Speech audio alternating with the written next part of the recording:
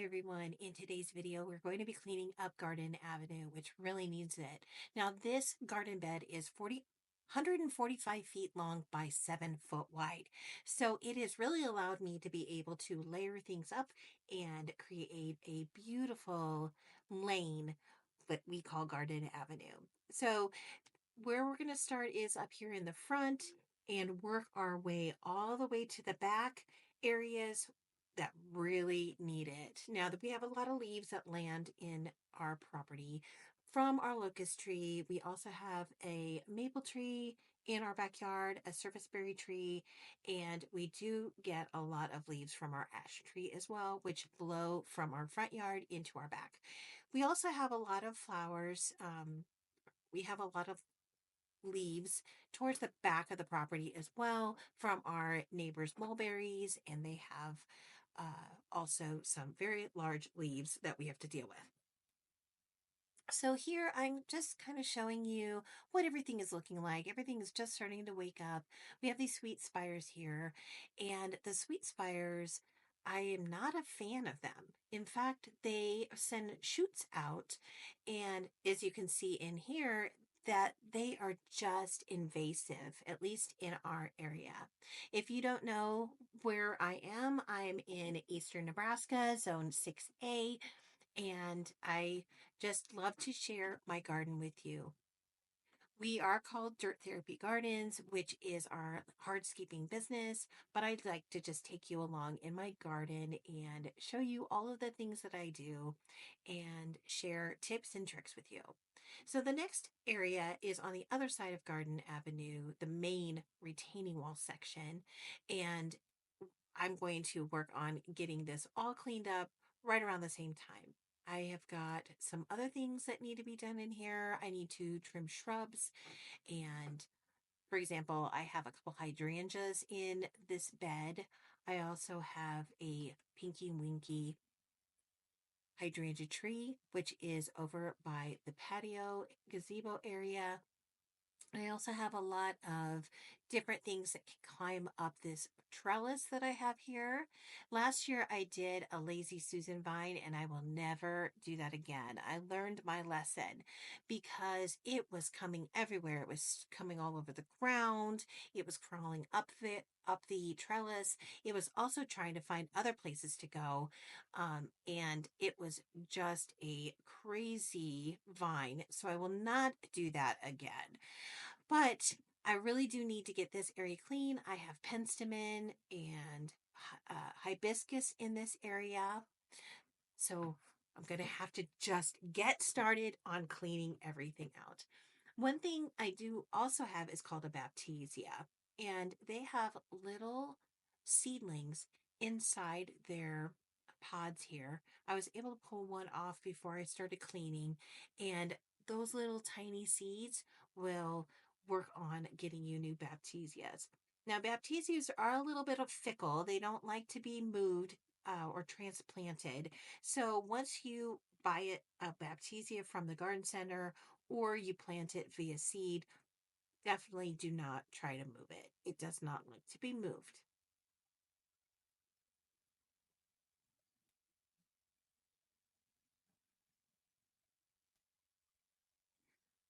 Here I found a praying mantis cocoon. I don't know what they're called. My son could probably help me because he is very good with bugs.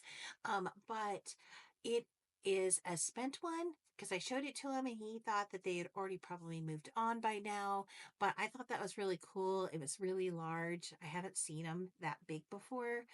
So that was pretty exciting to find this little cocoon.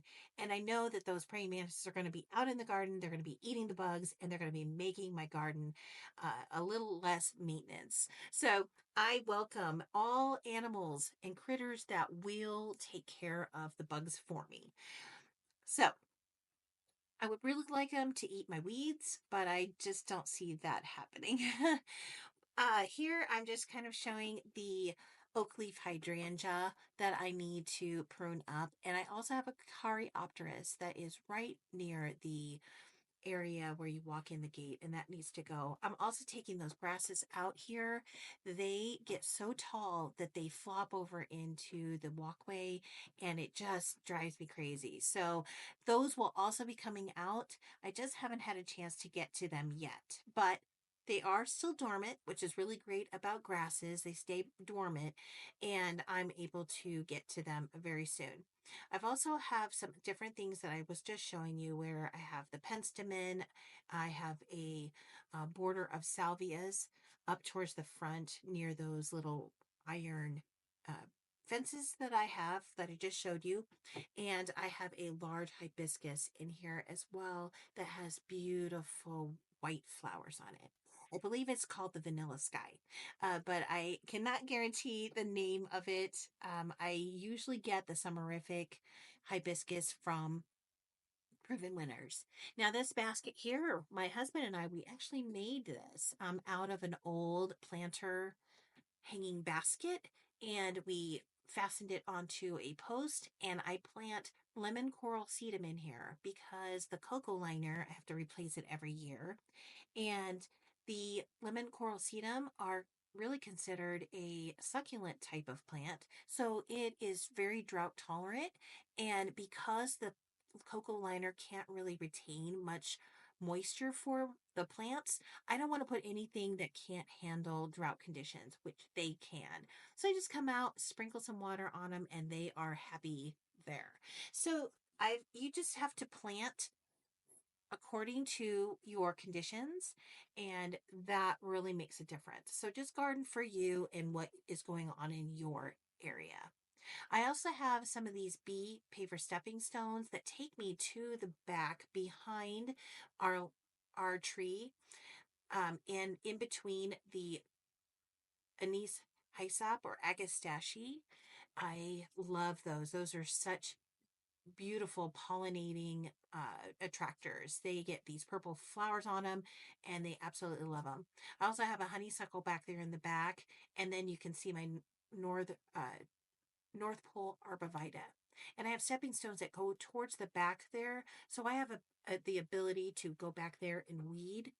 It is really tough in this whole landscape to get to the back of the wall because of where I planted the shrubs and trees. So eventually I won't be able to get back behind the North Pole much longer, but I will take it as long as I can.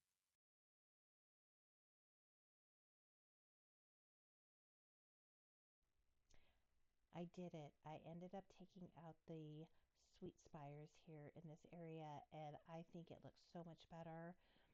I liked the color of the leaves. It just was too much to deal with those runners. So I have removed them, and now this area is where I want it, which is really great because there are some places in the garden that things didn't perform like I was hoping, and I'm really trying to get rid of things that I don't like and relocate things that have overgrown.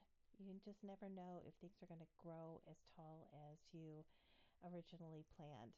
But these Chinese asters are really beautiful. I have quite a few of these in the landscape, and this just happens to be one of the areas.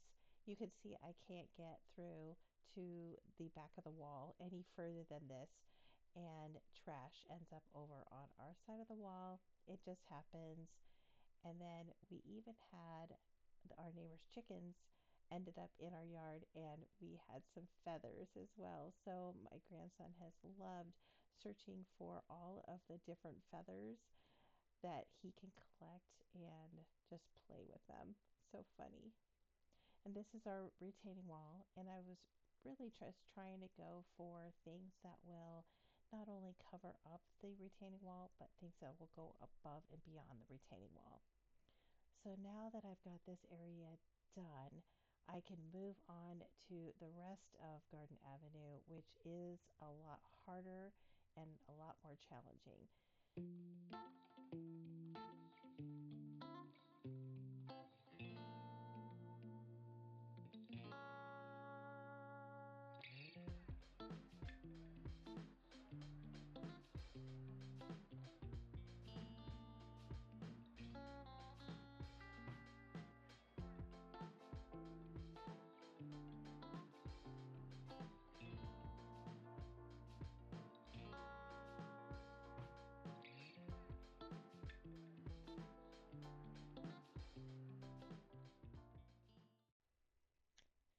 here is my Pinky Winky standard tree, and I need to go in and prune this down. And so I just wanted to walk you through and show you how I do it. So I look for the nodes that are on the branch, and as long as they're pointing outward, then I will cut right above that. If they are where the nodes are pointing to inside the tree, I will not cut it there. I will cut it to where it's going to give an overall canopy without sending the shoots or the new branches back towards the inside of the plant. We want to allow it to have airflow. It's really easy to cut your hydrangeas. They treat them all the same. And here I know exactly what I'm looking at, so I'm just kind of moving through all of those branches. I try to keep them in a rounded habit. So, of course, the top part of the tree is more mounded towards the top and makes it look almost like you would cut your roses.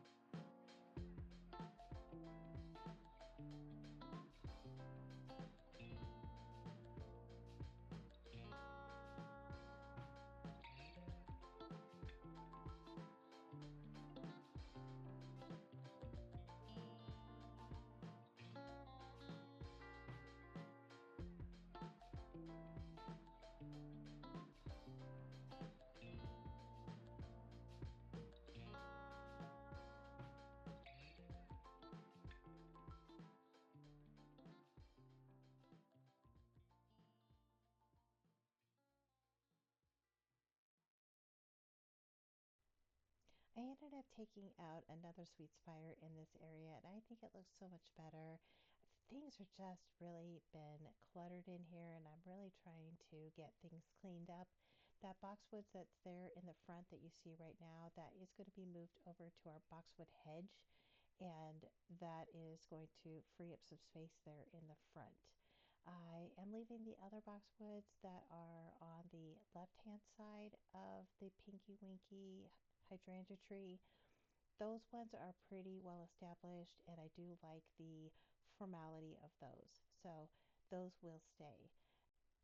Now that I am done with this area, I'm going to be moving on to another portion of Garden Avenue.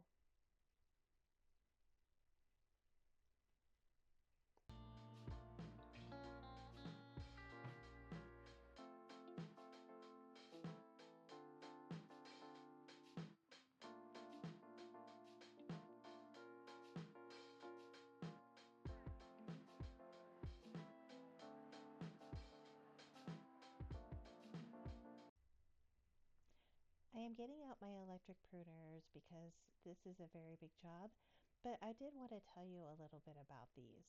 So they are battery operated, but they're very automatic. So if you get your finger in there, you're going to lose your finger because they do not know the difference between a stick and your finger. So definitely be careful. It does have safety features on it, an on off switch, and it also has a trigger safety on it as well. Um, the one thing that I always do is I separate the battery pack from the pruners. That way they aren't mistaken as a tool or something that our grandson could get a hold of. I always just take extra precautions, and I usually do not have these out when he is around. It's just better to be safe than sorry. And, you know, babies are curious, and he may be 5 years old, but he can still get into things very easily. So now I'm going to tackle the rose bushes. They have terrible thorns, and this will really help get in there and get all of the cuts that I need to be cut. And I have put my leather gloves on. They are all the way up to my elbows. It keeps me from getting pricked by all of those thorns because they are really bad. So let's just go ahead and get started.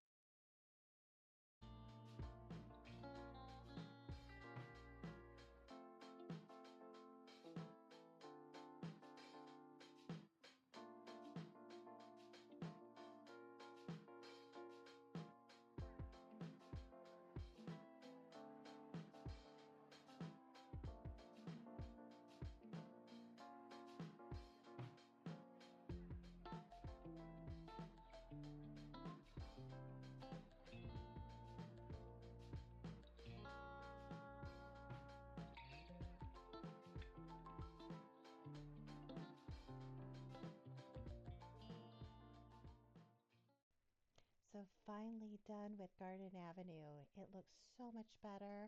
We are ready for mulch now, which we got a load of mulch for next week. So I'll be able to start working on that very shortly. I am just setting some plants in here to test them out, see if that's where I want to put them. But really, it's just a matter of getting everything clean and ready for mulch. I am so happy with how it turned out, and I really appreciate everybody tuning in, and we will see you next time. Have a great garden day.